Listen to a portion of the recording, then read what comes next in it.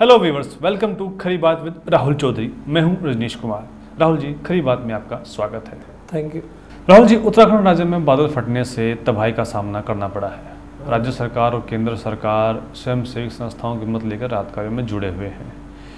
हर साल हमारे देश में किसी न किसी कोने में बाढ़ आती रहती है और फिर भी हमारी तैयारियां इन हालातों से लड़ने के लिए हमेशा कम पड़ जाती हैं। इस पर आपकी खरी बात क्या है? देखिए, इस विषय पर कुछ कहने से पहले तो मैं उन लोगों के प्रति अपना दुख व्यक्त करना चाहूँगा जिनकी इस हादसे में जान चली गई है और उनके प्रति सहानुभूति, उन परिवारों के प्रति जिनके प्यारे अभी तक वहाँ फंसे हुए हैं। अब इसमें ये कि हमारी तैयारी कम क्यों रह जाती है। देखिए, भारत बहुत बड़ा विषमताओं का देश है। यहाँ मौसम, यहाँ बारिश भी सबसे ज़्यादा भी होती है और सबसे कम भी होती है, सर्दी भी होती है, गर्मी भी होती है। और दूसरा कारण क्या है कि इस समय उत्तराखंड में ये एक पिलग्रिमेज का टाइम होता है। 4 धाम यात्रा के लिए बहुत से यात्री इस समय निकलते हैं क्योंकि मौसम यही सूट करता है। पूरे साल वहाँ नहीं जाया जा सकता। तो अचानक बारिश ज़्यादा हो गई और बादल फटने से ये लोग वहाँ पे घिर गए और कुछों की जान भी चली गई।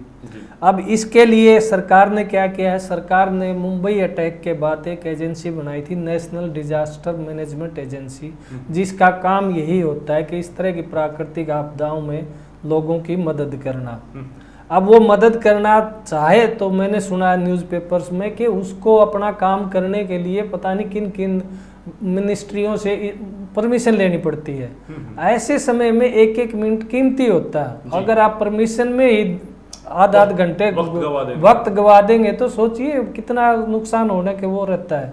अब उनके पास, उनको अलाउड है 208 सैटेलाइट फोन्स का, और टीवी पर उनका जो हेड है, जो चेयरमैन है इसका NDMAC का, वो कह रहा था कि हमारे पास सिर्फ 6 ही फ़ोन है। अब 6 फ़ोन और इतना बड़े एरिया में तो कम्युनिकेशन क्या होगी। और हेलीकॉप्टर लेने के लिए उन्हें एयरफोर्स से परमिशन लेनी पड़ती है, उसमें कितना टाइम खराब होता है। मतलब सुविधाएं, सामान मुहैया नहीं कराया गया होते हुए भी सिर्फ परमिशन देने में ही ये ब्यूरोक्रेटिक देर के कारण इतना नुकसान हो जाता है। वहाँ सड़कें खत्म हो जाती है, वहाँ सिर्फ एक ही साधन रहता है कि हेलीकॉप्टर से ही जाया जा सकता है।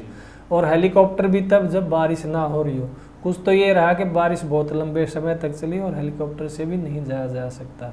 तैयारियां थी, लेकिन तैयारियां को इम्प्लीमेंट करने में इतना टाइम खराब हो गया कि बहुत ज़्यादा नुकसान हुआ। बचाया जा सकता था अगर उनको किसी से मंजूरी नहीं लेनी, आपदा हुई और उनका काम शुरू हो गया जो उन्होंने करना है। अगर उस करने के लिए ही आपको देखो मंजूरी, आपने खाना बनाना है, आपको किसी से आटा की परमिशन लेनी, किसी से सब्जी की परमिशन लेनी, किसी से तड़के परमिशन लेनी, तो कितने टाइम लगेगा।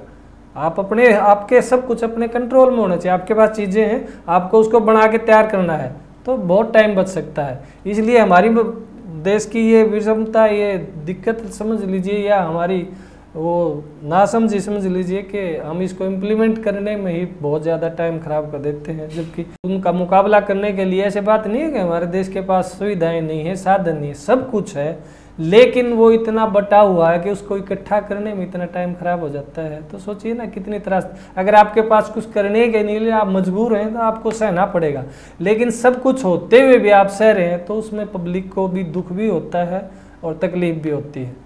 इसलिए इस चीज़ को ख़त्म करना चाहिए। एक एजेंसी, उसका सब काम उसी को करना चाहिए और जितना जल्दी कर सके ऐसी कोशिश होनी चाहिए कि वो जितनी जल्दी एक्शन में आ सके ताकि नुकसान को मिनिमाइज किया जाए, कम से कम किया जा सके। धन्यवाद राहुल जी। वेलकम।